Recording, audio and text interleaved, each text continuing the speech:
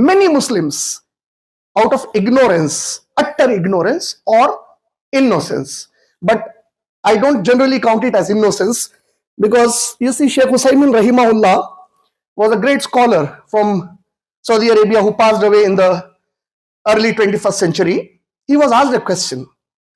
Somebody told him that, Ya Sheikh, there is a hadith of Rasulullah sallallahu alaihi wasallam that the Prophet sallallahu alaihi wasallam said, if a person commits a sin not knowing about it, then will Allah forgive him? Because the Prophet said, not knowing something and committing a sin is a shield between the person and the hellfire.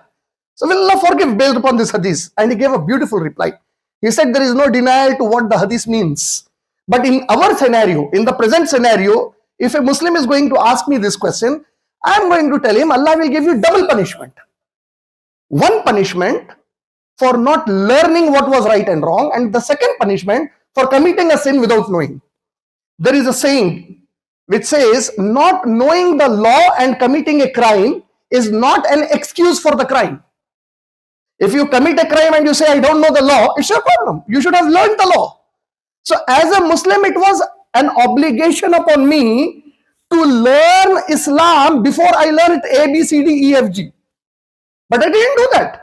And I didn't do it for the whole life. 60 years, 70 years, I commit a sin. Then I say I didn't know. So it's a shame on me then. How as a Muslim, I lived for 70 years without knowing what is Islam.